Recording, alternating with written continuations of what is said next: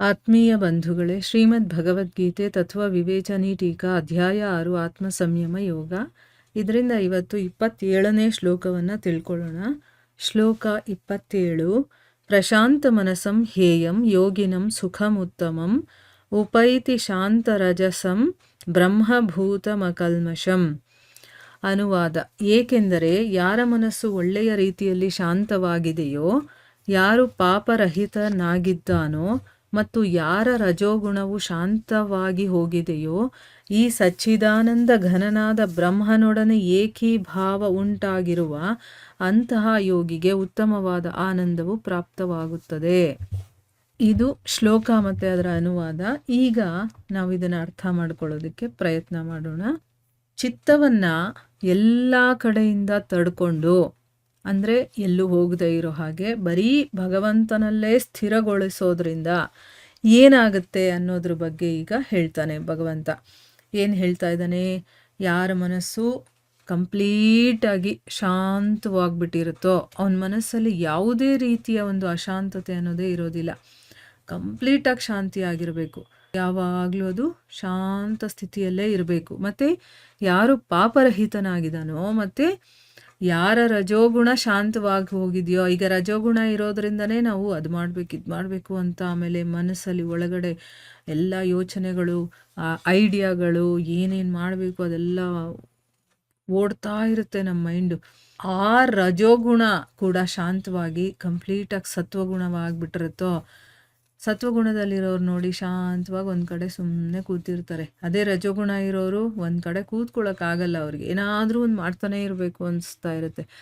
ಆ ರೀತಿ ರಜೋಗುಣ ಕೂಡ ಶಾಂತವಾಗಿಬಿಟ್ಟಿರುತ್ತೋ, ಆಮೇಲೆ ಆ ಭಗವಂತನಲ್ಲೇ ಅವರಿಗೆ ಏಕೀಭಾವ ಉಂಟಾಗಿರುತ್ತೆ. ಆವಾಗಲೂ ಭಗವಂತನ ಚಿಂತನೆಯಲ್ಲಿ ಮುಳುಗಿರುತ್ತೆ. ಅಂತಹ ಯೋಗಿಗೆ ಉತ್ತಮವಾಗಿರುವಂಥ ಆನಂದ. ಈಗ ನಾವೇನು ಅಂದ್ಕೊಂಡಿದ್ದೀವೋ ಅದು ಆನಂದ ಅಲ್ಲ. ಭಗವಂತನನ್ನು ಯಾವಾಗ ನಾವು ಮನಸ್ಸು, ಮೈ, ಶರೀರ ಎಲ್ಲ ಕಡೆ ತುಂಬ್ಕೊಂಬಿಟ್ಟಿರ್ತೀವೋ ಆವಾಗ ಸಿಗುವಂಥ ಒಂದು ಆನಂದ ಇದೆಯಲ್ಲ, ಅದು ಉತ್ತಮವಾಗಿರುವಂತಹ ಆನಂದ. ಅದನ್ನು ಏಕೀಭಾವವಾಗೋದು, ಭಗವಂತನಲ್ಲೇ ಒಂದಾಗ್ಬಿಡುತ್ತೆ ಆ ಮನಸ್ಸು. ಬೇರೆ ಎಲ್ಲೂ ಅದಕ್ಕೆ ಇಂಟ್ರೆಸ್ಟ್ ಇರೋದಿಲ್ಲ, ಎಲ್ಲೂ ಹೋಗೋದಿಲ್ಲ ಅದು. ಅಂಥ ಒಂದು ಸ್ಥಿತಿಗೆ ನಾವು ಬರ್ತೀವಲ್ವ, ಆವಾಗ ನಮಗೆ ಉತ್ತಮವಾದಂಥ ಆನಂದ ಪ್ರಾಪ್ತಿಯಾಗುತ್ತೆ ಅಂತ ಅಂದ್ಬಿಟ್ಟು ಇಲ್ಲಿ ಹೇಳ್ತಾ ಇದ್ದಾರೆ. ಈಗ ಪ್ರಶ್ನೆಗಳ ಮೂಲಕ ಅರ್ಥ ಮಾಡ್ಕೊಳ್ಳೋಣ. ಪ್ರಶ್ನೆ ಏನು ಅಂತಂದರೆ, ಪ್ರಶಾಂತ ಮನಸಂ ಅನ್ನುವಂಥ ಪದ ಯಾರ ಬಗ್ಗೆ ಹೇಳ್ತಾ ಇರೋದು, ಯಾವುದ್ರ ಬಗ್ಗೆ ಹೇಳ್ತಾ ಇರೋದು ಅಂತ ಇಲ್ಲಿ ಕೇಳ್ತಾ ಇದ್ದಾರೆ. ಪ್ರಶಾಂತ ಮನಸ್ಸು ಅಂತಂದರೆ ಏನು ಅಂತ. ಉತ್ತರ ಏನು ಅಂತಂದರೆ, ವಿವೇಕ ಮತ್ತು ವೈರಾಗ್ಯದ ಪ್ರಭಾವದಿಂದ ವಿಷಯ ಚಿಂತನೆಯನ್ನು ಬಿಟ್ಬಿಟ್ಟು, ಈಗ ನಮ್ಮಲ್ಲಿ ಜ್ಞಾನ ತಿಳುವಳಿಕೆ ಬರ್ತಾ ಇದ್ದಂಗೆ ವಿವೇಕ ಜಾಗೃತವಾಗುತ್ತೆ. ಯಾವ್ದು ಸರಿ ಯಾವ್ದು ತಪ್ಪು, ಏನು ಮಾಡಬೇಕು ಏನು ಮಾಡಬಾರ್ದು, ಈ ಒಂದು ಜ್ಞಾನ ನಮಗೆ ಬರುತ್ತೆ. ಅದನ್ನು ವಿವೇಕ ಅಂತ ಹೇಳ್ತೀವಲ್ವಾ. ಮತ್ತು ವೈರಾಗ್ಯ, ಯಾವುದರಲ್ಲೂ ಆಸಕ್ತಿ ಇಲ್ಲದೆ ಇರುವಂಥದ್ದು ವೈರಾಗ್ಯ ಬಂದಿರುತ್ತೆ. ಈ ಎರಡರ ಪ್ರಭಾವದಿಂದ ನಾವು ಏನು ಮಾಡ್ತೀವಿ, ವಿಷಯಗಳ ಚಿಂತನೆಯನ್ನು ಬಿಟ್ಬಿಡ್ತೀವಿ. ಈಗ ವಿಷಯಗಳು ಏನಕ್ಕೂ ಕೆಲ್ಸಕ್ಕೆ ಬರಲ್ಲ ಅಂತ ನಮಗೆ ಗೊತ್ತಾಗಿರುತ್ತೆ. ಮತ್ತು ಆ ಕೆಲ್ಸಕ್ಕೆ ಬರದೇ ಇರೋದ್ರಲ್ಲಿ ನಮಗೇನಕ್ಕೆ ಆಸಕ್ತಿ ಬರುತ್ತೆ, ಅವಾಗ ವೈರಾಗ್ಯ ಅನ್ನೋದು ಬಂದಿರುತ್ತೆ.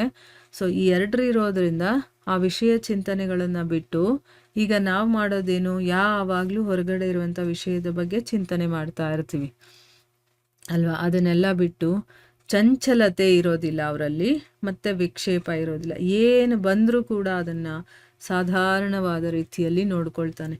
ಅಂದರೆ ಅವನ ಚಿತ್ತ ಸ್ವಲ್ಪ ಕೂಡ ಆ ಕಡೆ ಈ ಕಡೆ ಅಲ್ಗಾಡೋದಿಲ್ಲ, ಸ್ಥಿರವಾಗಿರುತ್ತೆ ಅಂತಂದ್ಬಿಟ್ಟು.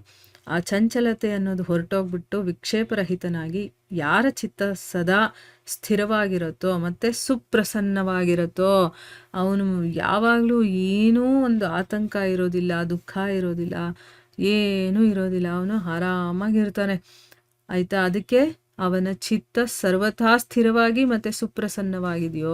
ಮತ್ತು ಇದರ ಫಲಸ್ವರೂಪ ಏನು ಅಂದರೆ, ಭಗವಂತನ ಸ್ವರೂಪದಲ್ಲಿ ಯಾರಿಗೆ ಅಚಲ ಸ್ಥಿತಿ ಇರುತ್ತೋ ಅಂಥ ಯೋಗಿಯನ್ನು ಪ್ರಶಾಂತ ಮನಃ ಅಂತ ಹೇಳೋದು. ಅವನಲ್ಲಿ ವಿವೇಕ ವೈರಾಗ್ಯ ಇರುತ್ತೆ, ಚಂಚಲತೆಯನ್ನು ಬಿಟ್ಟಿರ್ತಾನೆ, ವಿಕ್ಷೇಪ ಇರೋದಿಲ್ಲ, ಸದಾ ಅವನು ಸ್ಥಿರವಾಗಿರ್ತಾನೆ, ಸುಪ್ರಸನ್ನವಾಗಿರ್ತಾನೆ.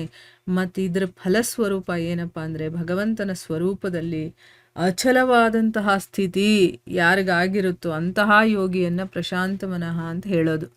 ಮುಂದಿನ ಪ್ರಶ್ನೆ ಏನು ಅಂತಂದರೆ, ಅಕಲ್ಮಷಂ ಅನ್ನೋದರ ಅರ್ಥ ಏನು ಅಂತ.